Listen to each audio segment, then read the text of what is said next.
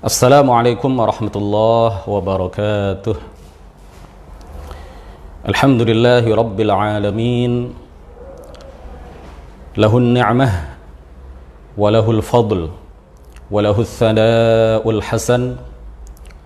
Salawatullahil barrir rahim wal malaikatil muqarrabin ala sayyidina Muhammadin tahal amin wa ala alihi wa sahbihi at-tayyibin at-tahirin. Rabbi shrah li sadri wa yassir li amri wa thabbitni ala al-iman. Allahumma la sahla illa ma ja'altahu sahla wa anta ya hayyu ya qayyum taj'alul hazna idha syi'ta sahla. Allahumma razzuqna al-ikhlasa fi niyyati wal qawli wal amal wa na'udzu bika min hali ahli an-nar. Amma ba'du. Para pemirsa FB Yayasan Syahamah rahimakumullah, pada pagi hari ini insyaallah kita akan melaksanakan kajian tematik yang perdana dengan tema mengapa dan bagaimana kita mempelajari ilmu agama. Ada beberapa perumpamaan yang disampaikan oleh para ulama mengenai urgensi ilmu agama. Yang pertama adalah orang yang tidak memiliki ilmu agama itu ibarat pencari kayu bakar di malam yang sangat gelap gulita. Tidak ada cahaya sama sekali, tidak ada alat penerangan sama sekali. Ia tidak dapat melihat apakah yang ia ambil dan ia kumpulkan itu betul-betul kayu bakar yang akan bermanfaat bagi dia sekembali dia dari hutan menuju ke rumah, ataukah yang dia ambil itu adalah ular yang berbisa yang sangat membahayakan dirinya. Begitu juga orang yang tidak berilmu, orang yang ingin melaksanakan ibadah sebanyak-banyaknya, orang yang ingin mengumpulkan pahala sebanyak-banyaknya tanpa mengetahui ilmu agama, tanpa belajar ilmu agama, tanpa memiliki ilmu agama. Ia ingin mengumpulkan pahala sebanyak-banyaknya, ingin mendapatkan ridha dari Allah Subhanahu wa taala, ingin menapaki jalan menuju ke dalam surga. Orang yang seperti ini ibarat orang yang mencari kayu bakar, ingin mengumpulkan kayu bakar sebanyak-banyaknya tanpa alat penerangan sedikit pun. Ia tidak akan mengetahui apakah bentuk ibadah yang dia lakukan itu sah atau tidak. Kemudian perumpamaan yang kedua, orang yang tidak memiliki ilmu agama itu diibaratkan oleh para ulama seperti orang yang tersesat di padang pasir yang sangat luas. Ia bingung apakah ia berjalan semakin mendekati tempat tujuannya, ataukah ia berjalan semakin menjauhi tempat tujuannya. Nah, orang yang tidak memiliki ilmu agama itu juga seperti orang yang bingung ini, orang yang tersesat, orang yang tidak tahu apakah ibadahnya sah apa tidak, apakah bentuk-bentuk amal kebaikan yang dia lakukan itu diterima oleh Allah Subhanahu wa taala ataukah tidak. Ia tidak mengetahui hal-hal yang membatalkan sholat, ia tidak mengetahui rukun-rukun sholat, ia tidak mengetahui syarat-syarat sah sholat, sehingga yang rukun tidak dikerjakan tetapi yang membatalkan sholat justru dikerjakan. Maka ini bagaikan orang yang tersesat di padang pasir. Dia tidak mengetahui apakah ia semakin dekat dengan tempat tujuannya ataukah dia semakin jauh dari tempat tujuannya. Nah, oleh karena itulah para ulama mengatakan bahwa dengan ilmu agama kita bisa membedakan antara kufur dan iman. Dengan ilmu agama kita bisa membedakan antara halal dan haram.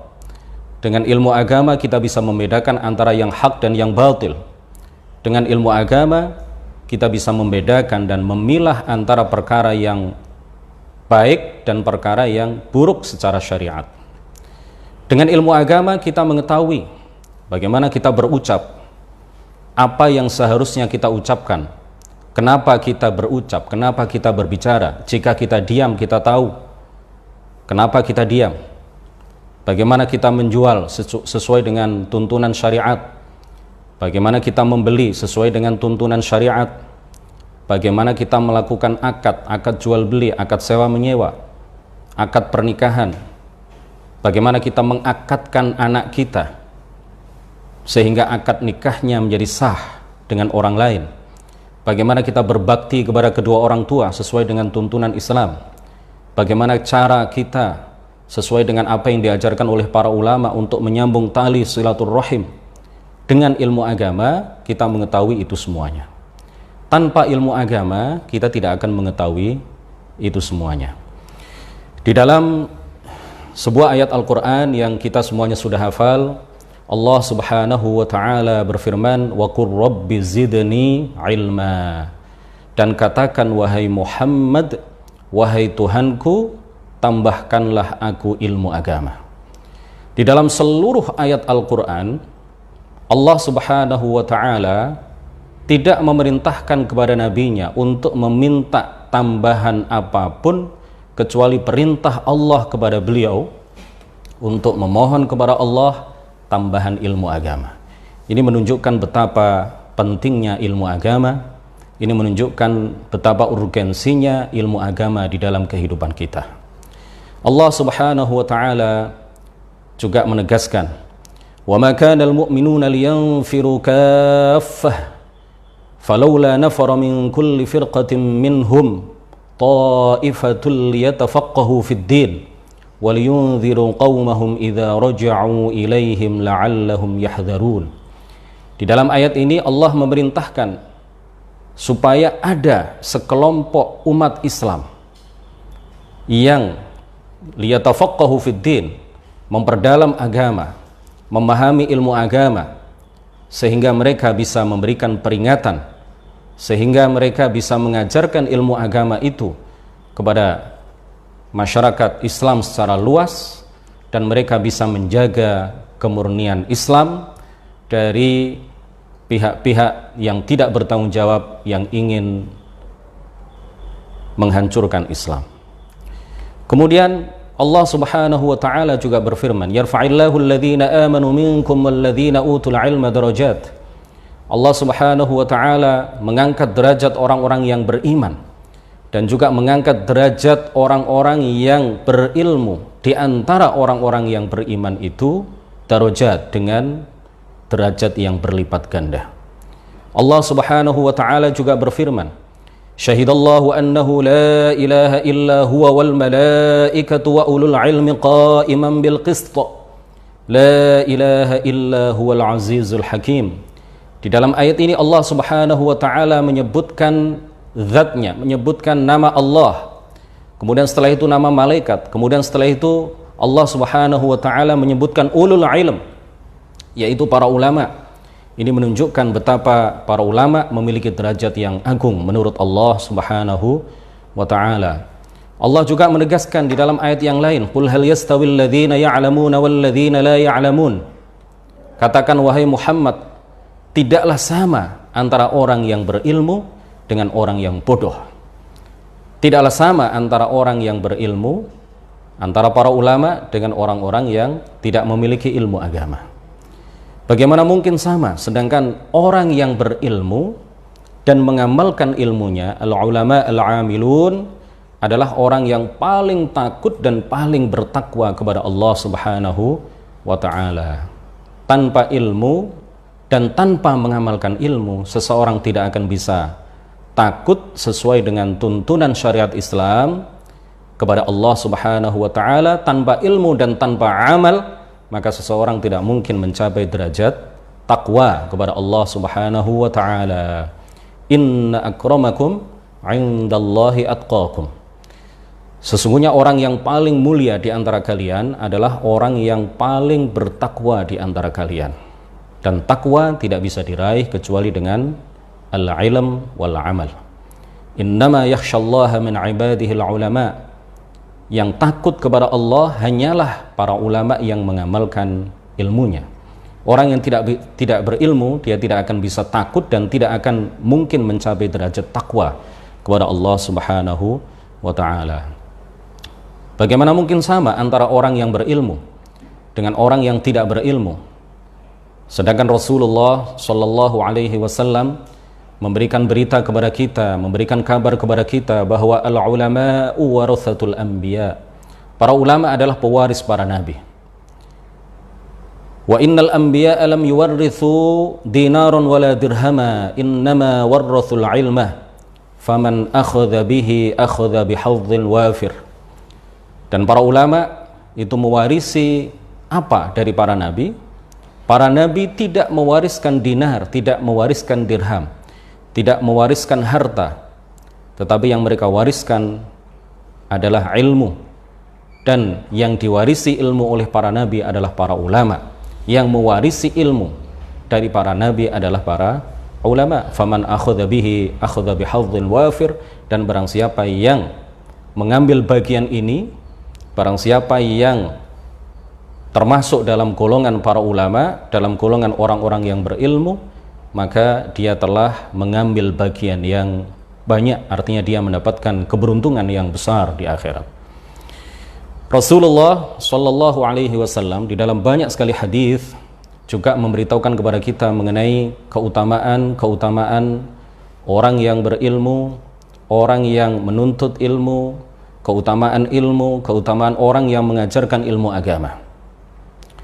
Salah satu dari sekian banyak hadis itu adalah apa yang disabdakan oleh baginda Rasulullah Shallallahu Alaihi Wasallam, "Man kharaja fi talabil ilmi fahuwa fi sabilillahi hatta yarji'." Barang siapa yang keluar rumah dengan tujuan untuk belajar ilmu agama, fahuwa fi sabilillahi hatta yarji', maka dia memperoleh pahala seperti orang yang berjuang di jalan Allah Subhanahu wa ta'ala. Ini karena apa? Karena ilmu agama adalah senjata yang dapat digunakan oleh seorang muslim untuk yudafi' bihi al-mu'minu syaitan, bisa membentengi dirinya dari gangguan syaitan, dari godaan syaitan. Wa yudafi'u bihi syayatinal insi.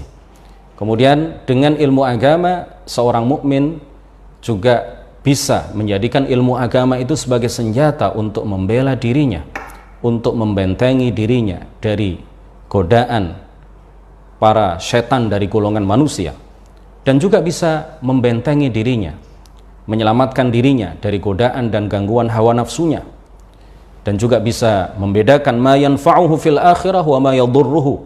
Bisa dengan ilmu agama maka seseorang bisa membedakan hal-hal yang bermanfaat bagi dia di akhirat dan hal-hal yang membahayakan dirinya di akhirat. Wa yumayyizul 'amal al-mardi 'indallahi ta'ala wal 'amal alladhi yaskhatullahu 'ala fa'ilihi.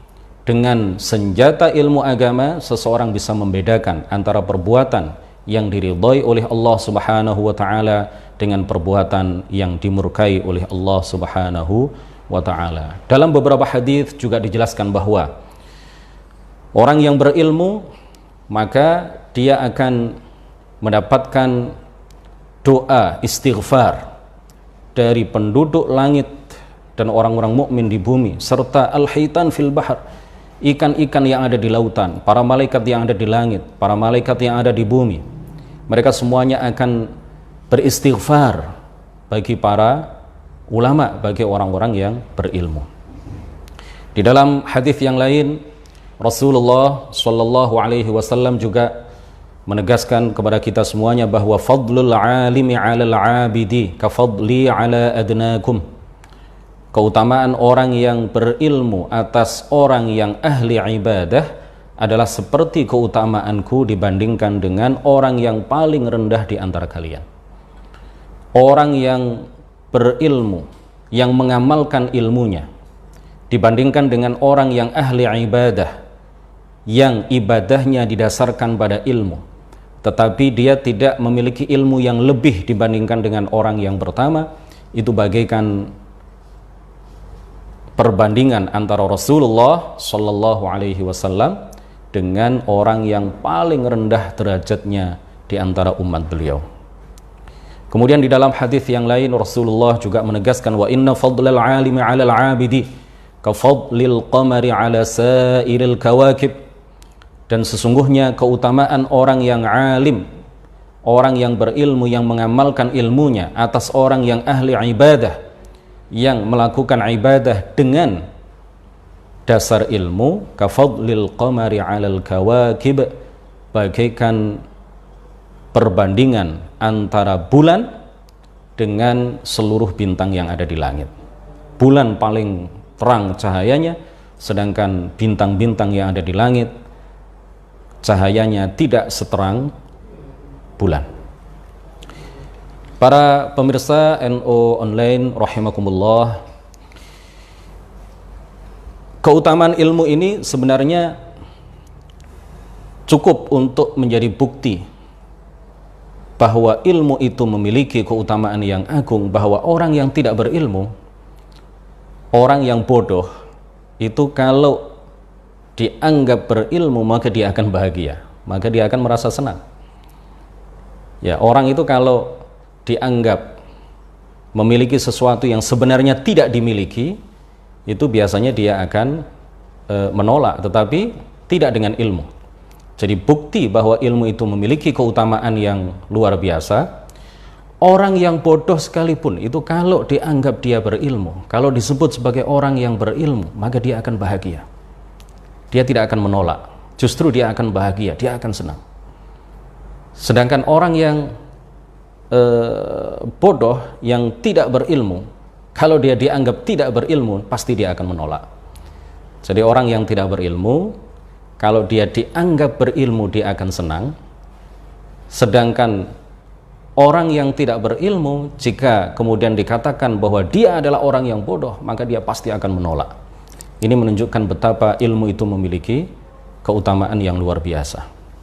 Rasulullah Shallallahu Alaihi Wasallam di dalam sebuah hadis yang thabit riwayat Ibnu Majah, beliau berwasiat kepada Abu Dzar, ya Abu Dzarrin la antaghduwa fatata'allama baban minal ilmi khairun laka min an tusalliya alfa rak'ah, ay minan nawafil. Wahai Abu Dzar, jika engkau keluar rumah dengan tujuan untuk mempelajari satu bab saja dari ilmu agama, maka itu lebih utama, lebih besar pahalanya menurut Allah Subhanahu wa ta'ala dibandingkan dengan apabila engkau melakukan sholat sunnah 1000 rakaat. Luar biasa.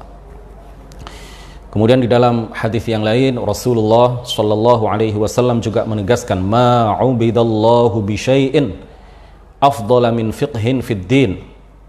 Allah Subhanahu wa ta'ala tidak diibadai dengan sesuatu yang lebih utama dibandingkan dengan ibadah yang didasarkan pada pemahaman terhadap agama.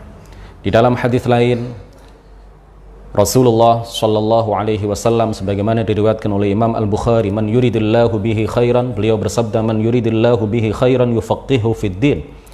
Barang siapa yang Allah kehendaki kebaikan pada dirinya, maka Allah akan memudahkan baginya untuk memahami ilmu agama. Barang siapa yang Allah kehendaki kebaikan pada dirinya, maka orang tersebut akan dijadikan oleh Allah penuh semangat di dalam belajar ilmu agama. Jadi hati-hati para pemirsa sekalian, kalau ada seseorang di antara kita yang malas-malasan untuk menambah ilmu agama, untuk belajar ilmu agama, untuk menghadiri majelis-majelis ta'lim, diajak temannya untuk ngaji, diajak temannya untuk menghadiri majelis ta'lim, mempelajari ilmu agama yang daruri, mempelajari ilmu agama yang fardhu ain, tetapi dia mengatakan, saya tidak punya waktu, insya Allah besok saja ketika saya ada waktu, saya sekarang masih sibuk untuk mengumpulkan bekal karena saya tidak lama lagi akan menikah, saya butuh harta yang banyak supaya saya nanti bisa berumah tangga dengan baik. Dia menolak ajakan teman-temannya untuk hadir di majelis-majelis ta'lim untuk belajar ilmu agama. Itu artinya Allah tidak menghendaki kebaikan pada diri orang tersebut. Jadi ketika Allah menghendaki, ya, kebaikan pada diri seseorang, maka orang tersebut akan dijadikan oleh Allah Subhanahu wa taala memiliki motivasi yang kuat untuk belajar ilmu agama. Oleh karena itulah para ulama dari masa ke masa, dari generasi ke generasi memberikan teladan kepada kita.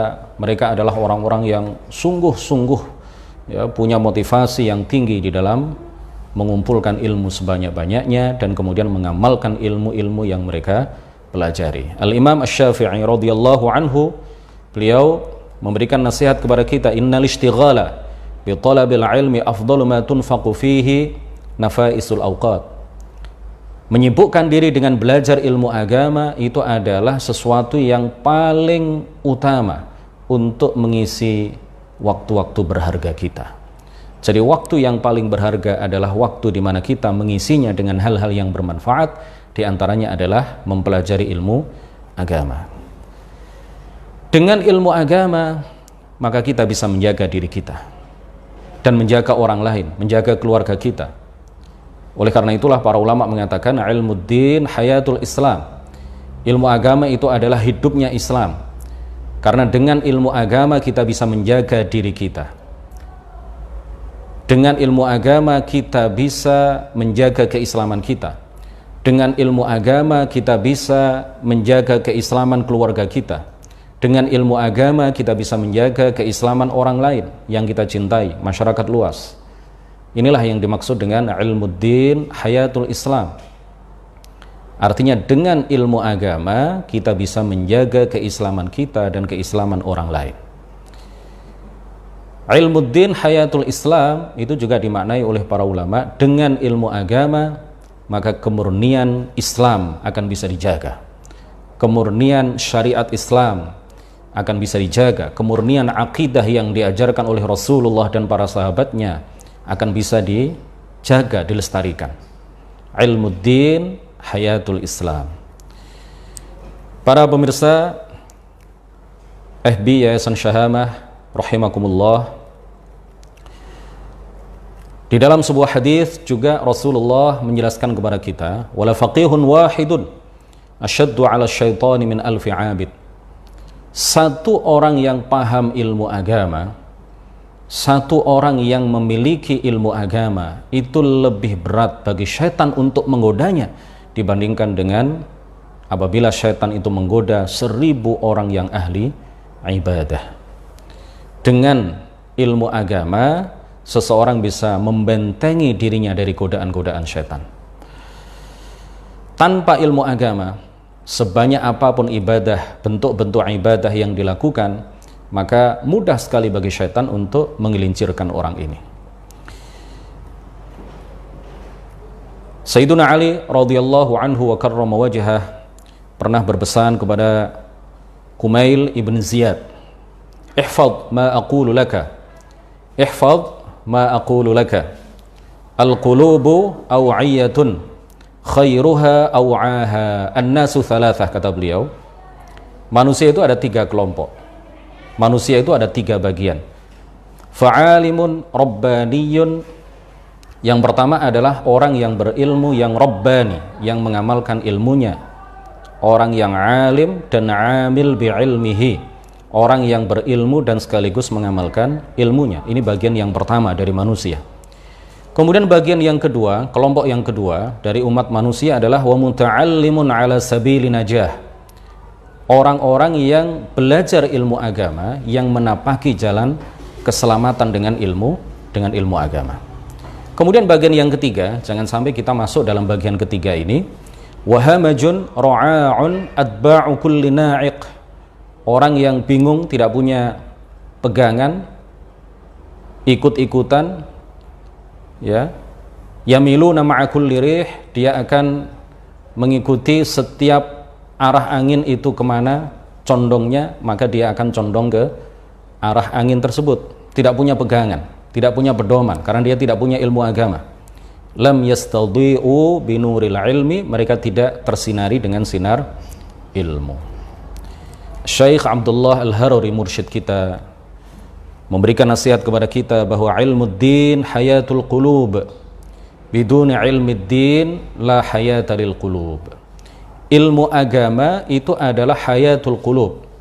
Ilmu agama itu adalah hidupnya hati. Dengan ilmu agama, hati menjadi hidup. Tanpa ilmu agama, hati menjadi mati. Ya, ilmuddin hayatul qulub. Biduni ilmiddin la hayata lil qulub. Jadi orang yang tidak pernah belajar ilmu agama sama sekali, itu hatinya mati. Diberi nasihat sebanyak apapun, ya, oleh siapapun, kalau hati itu sudah mati, maka dia tidak akan menerima kebenaran dengan cara apapun, oleh siapapun. Ini yang kita khawatirkan. Dengan ilmu agama, maka hati seseorang menjadi hidup. Dia akan mendengarkan nasihat yang baik, dia akan mendengarkan kebenaran, kemudian mengamalkan kebenaran itu, menyampaikan kebenaran itu kepada orang lain. Ini jika hati kita hidup. Di dalam matan Zubat dikatakan bahwa waman bighairi ilmin ya'malu a'maluhu mardudatun la tuqbalu. Waman bighairi ilmin ya'malu, seseorang yang beramal tanpa ilmu, maka a'maluhu mardudatun la tuqbalu, maka perbuatan-perbuatannya mardudatun, tidak diterima, la tuqbalu, ya, ditolak, tidak diterima oleh Allah Subhanahu wa taala. Nah, ini mengenai kenapa kita belajar ilmu agama, karena memang ilmu agama itu memiliki keutamaan-keutamaan seperti yang sudah kita sampaikan. Yang kedua, bagaimana kita mempelajari ilmu agama? Yang pertama, seorang pelajar ilmu agama haruslah menata niat. Jadi niat belajar ilmu agama itu harus murni, harus lurus semata-mata karena ingin mencari ridha dari Allah Subhanahu wa taala. Ini yang mula-mula harus kita tata niat kita. Ketika kita melakukan apapun, ya, ketika kita ingin melakukan perbuatan baik apapun, maka pertama-tama yang harus kita tata itu bukan sesuatu yang lain, ya, tetapi yang mula-mula kita tata, kita luruskan, kita murnikan semata-mata untuk mengharap ridha dari Allah Subhanahu wa taala adalah niat kita.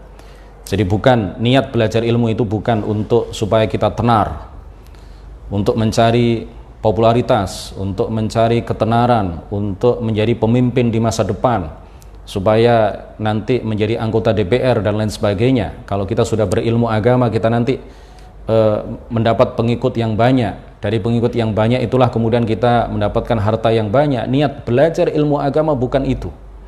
Tetapi niat belajar ilmu agama kita luruskan dan kita murnikan semata-mata karena kita ingin mendapatkan ridha dari Allah Subhanahu wa taala. Kemudian yang kedua adalah dengan talaqi.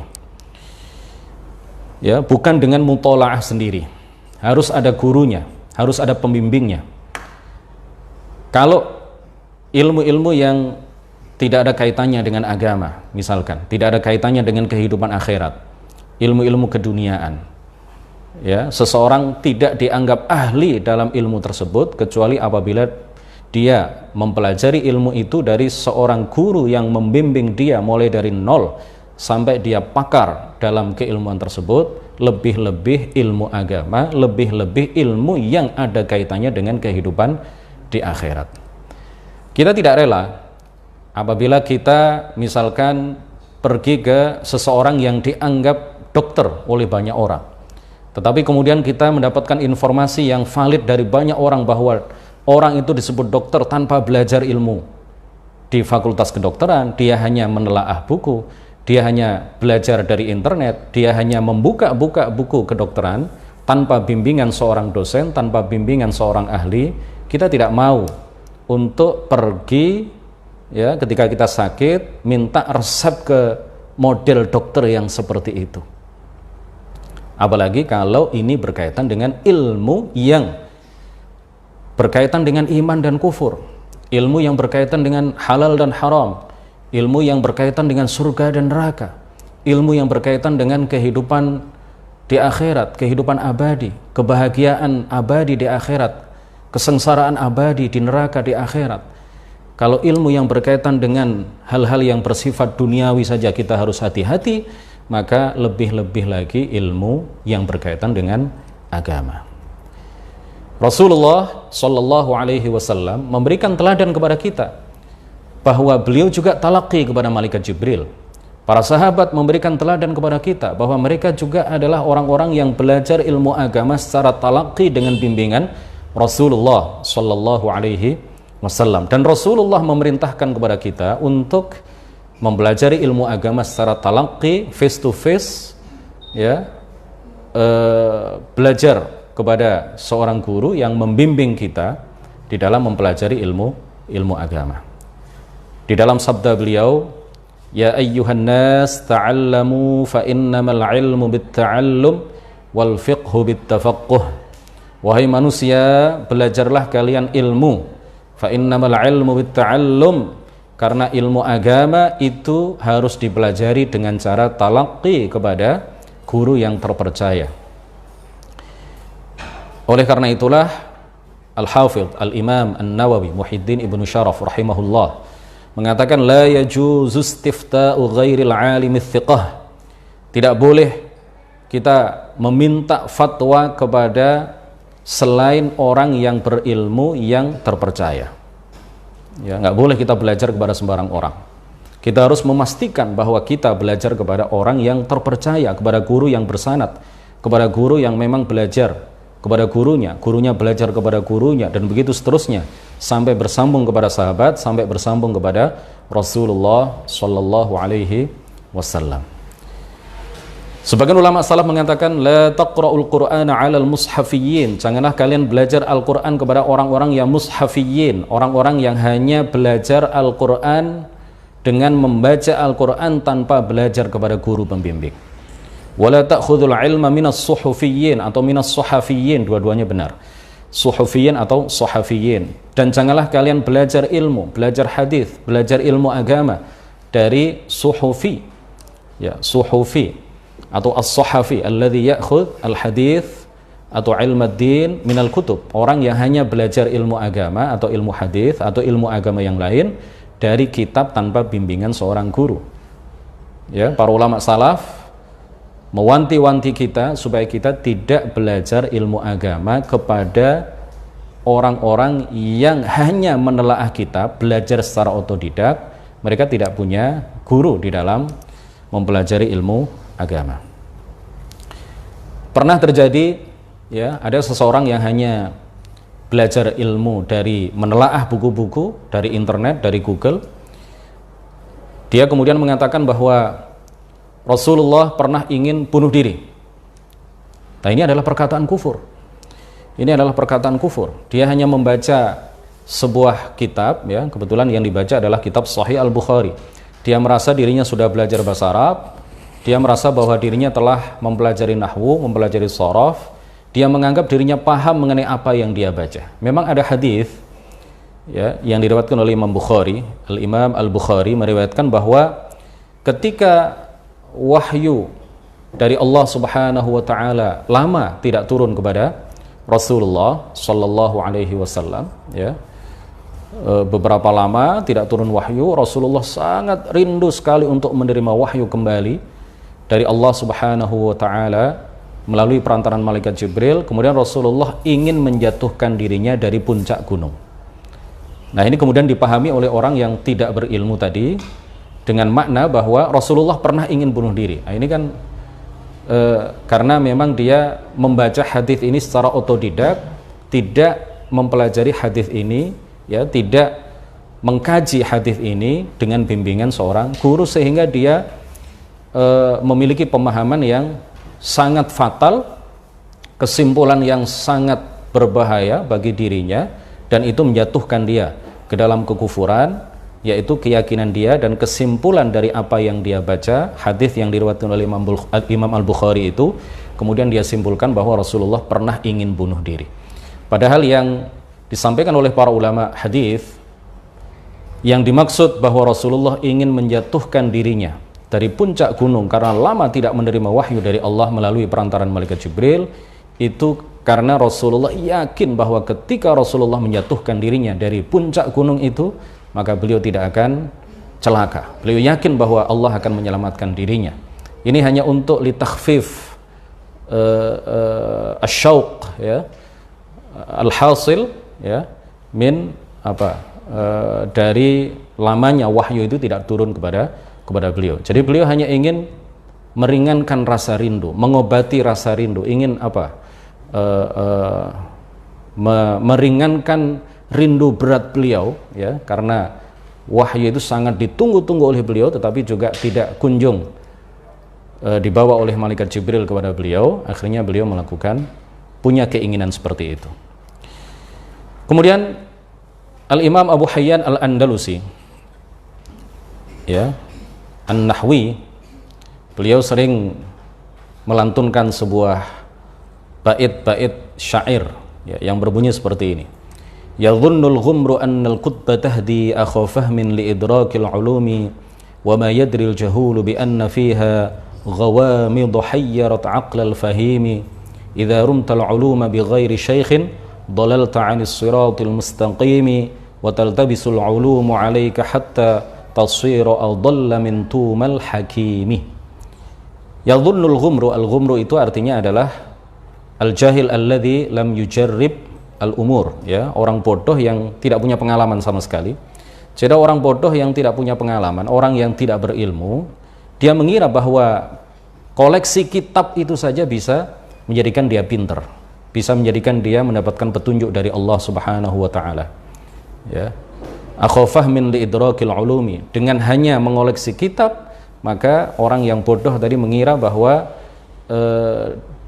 tanpa bimbingan seorang guru sekalipun dia akan bisa memahami banyak sekali ilmu. Wa may yadril jahulu bi anna fiha, orang yang bodoh tidak mengetahui bahwa di dalam kitab-kitab itu ghawamid hayyarat aqlal fahimi, ada beberapa hal yang sulit untuk dipahami, ya, bahkan oleh orang-orang yang pemahamannya baik, apalagi oleh orang yang pemahamannya sempit, yang tidak punya pengalaman, yang tidak berilmu sama sekali. Idza rumtal uluma bi ghairi syaikhin, jika engkau mencari ilmu tanpa bimbingan seorang guru, dalalta 'anis siratil mustaqimi, maka engkau akan tersesat dari jalan yang benar. Wa taltabisul umuru 'alaika hatta, atau wa taltabisul ulumu 'alaika hatta tasira adalla min tumal hakimi, bisa jadi engkau akan lebih sesat dibandingkan dengan Tuma al-Hakim. Siapa Tuma al-Hakim ini?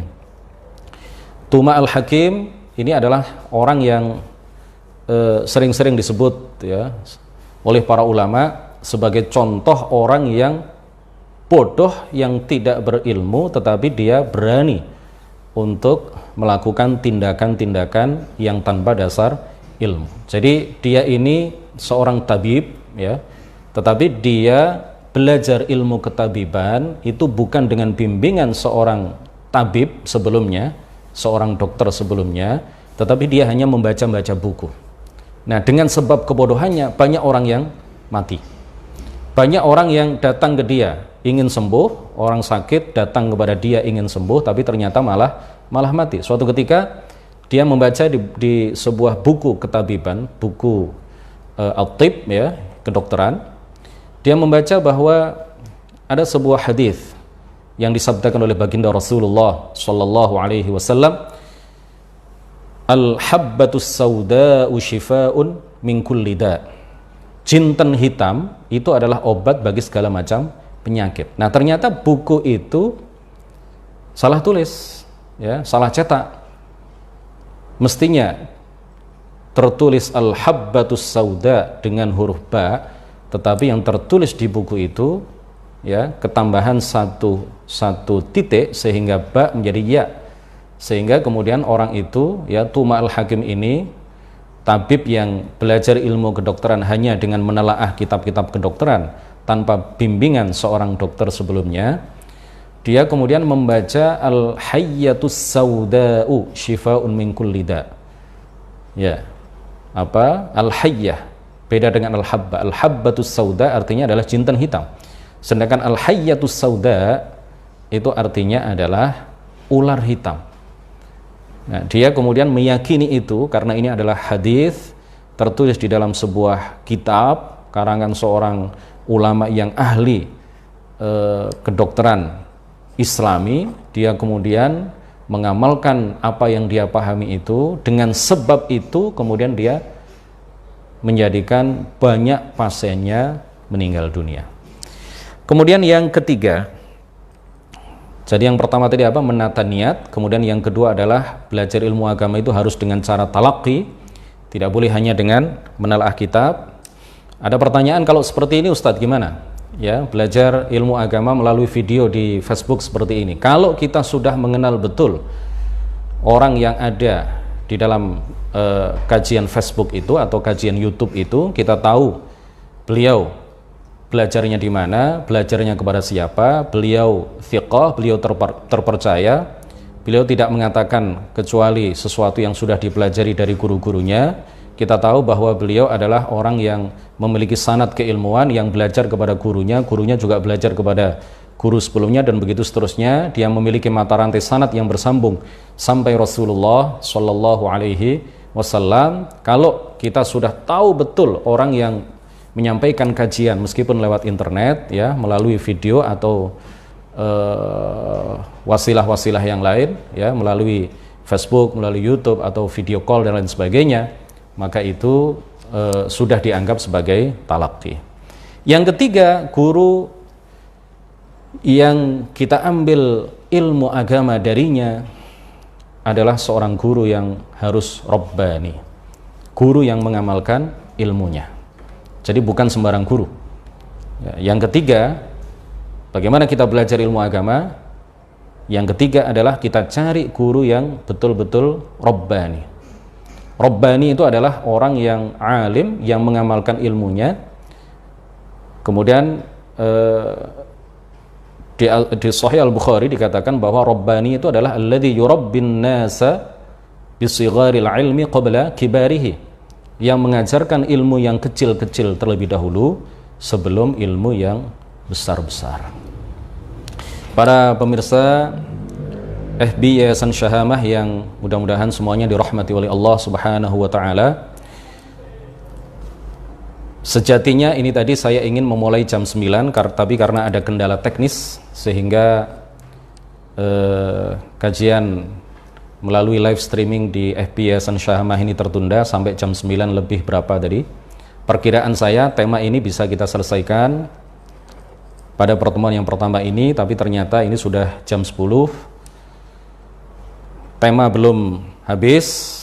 Insya Allah kita lanjutkan kajian kita mengenai kenapa dan bagaimana kita mempelajari ilmu agama pada hari Kamis yang akan datang. Mudah-mudahan apa yang kita kaji pada pagi hari ini diiringi dengan ridha dari Allah Subhanahu wa taala, dan mudah-mudahan menjadi ilmu yang bermanfaat, mudah-mudahan bisa menjadi sesuatu yang memotivasi dan menyemangati kita untuk terus belajar ilmu agama dan untuk terus menambah ilmu agama dan untuk meluangkan waktu belajar ilmu agama.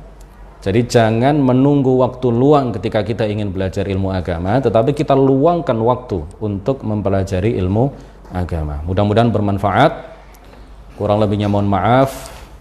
Wallahul muwaffiq ila aqwamit thariq. Nuhallil wa nusalli ala nabi la ilaha illallah. Allahumma salli ala sayyidina Muhammad wa ala alihi wa sahbihi wa sallim. Rabbi ighfirli wa liwalidayya wa lil mu'minina wal mu'minat. Wassalamualaikum warahmatullahi wabarakatuh.